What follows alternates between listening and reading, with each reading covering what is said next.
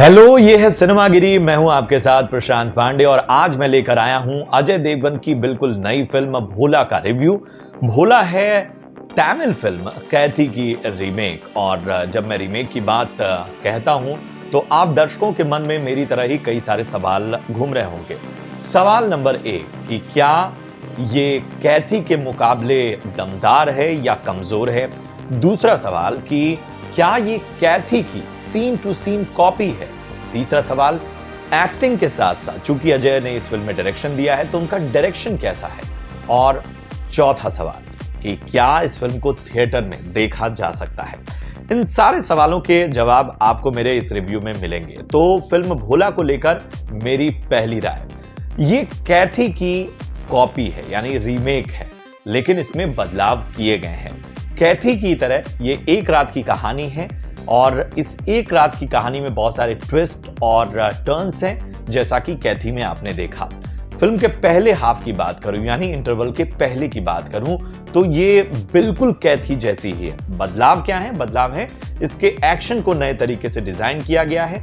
कुछ जो इफेक्ट्स हैं वो और ज्यादा बेहतर बन पड़े हैं। लेकिन एक रात की कहानी अगर कैथी थी और भोला भी एक रात की कहानी है तो जो चीज मुझे मिसिंग लगी वो मिसिंग लगा इसका इमोशनल कनेक्ट, इसकी इंटेंसिटी और इसके थ्रिल्स जो हैं जो चौंकाते नहीं हैं। वो शायद इस वजह से क्योंकि मैंने कैथी देखी हुई है।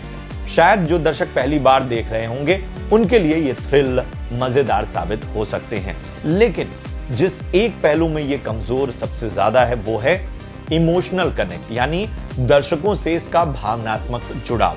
क्योंकि कैथी की तरह भोला की भी इसमें बैक स्टोरी दिखाई जाती है, लेकिन ये बैक स्टोरी यानी जो पहले की जो कहानी है इससे कोई भावनात्मक जुड़ाव जो है वो दर्शकों का नहीं हो पाता।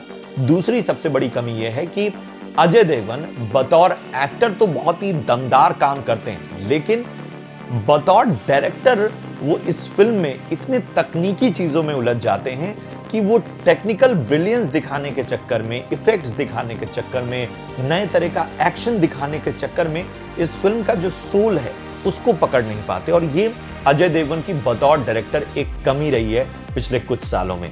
आप चाहे राजू चाचा को ले लें, आप शिवाय को ले लें, आप रनवे 34 को देख लें, तो ये फिल्में टेक्निकली तो बहुत अच्छी होती हैं, लेकिन इनमें जो किरदार से जो एक कनेक्ट होना चाहिए वो मिसिंग होता है। दूसरी सबसे बड़ी खामी जो इस फिल्म में नजर आती है वो इसके विलेंस हैं। कैथी की तरह इस फिल्म में ढेर सारे विलेन हैं, लेकिन इन विलेंस का जो कैरेक्टर बिल्डअप है वो कहीं से भी ठीक नहीं है।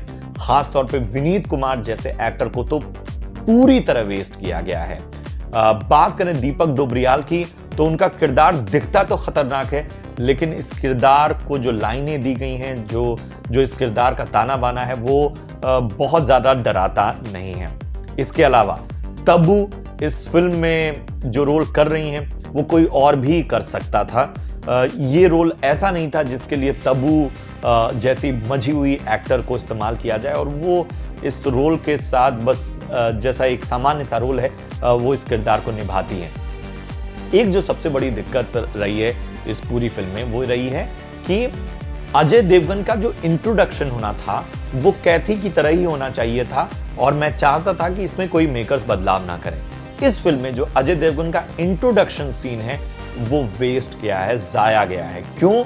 क्योंकि ये जो व्यक्ति है इसके बारे में लोग जानते नहीं है ज्यादा, इसके बारे में बड़ी बड़ी बातें हो रही हैं, लेकिन ये छुपा हुआ है और इसके किरदार को जब सामने लाना था तो वो बड़ा ही दमदार सीन होना चाहिए था और वहां पर अजय देवगन ने बतौर डायरेक्टर मैं कहूंगा कि अपने इंट्रोडक्शन सीन को ही वेस्ट कर दिया है। याद रखिए कैथी में जब वो एक्शन सीन आता है तो वो किस तरह का प्रभाव छोड़ता है।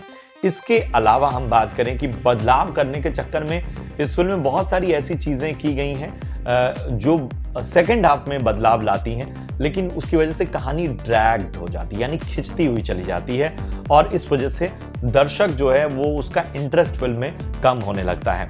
इसके अलावा हम बात करें फिल्म के अगर बाकी पहलुओं की तो मजबूत पक्ष इसमें संजय मिश्रा है। उनका जो किरदार है वो बहुत ही वो इम्पैक्ट डालता है। और इन चीज़ों को वाकई थोड़ा और ज़्यादा बेहतर बनाया जा सकता था।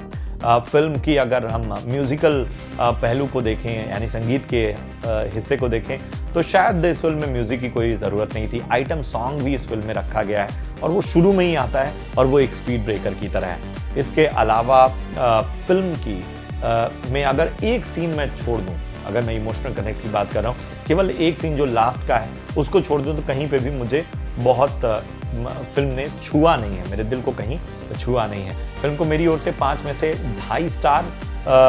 ये मेरे ख्याल से कैथी की बहुत ही वीक रीमेक है, ये और अच्छी हो सकती थी।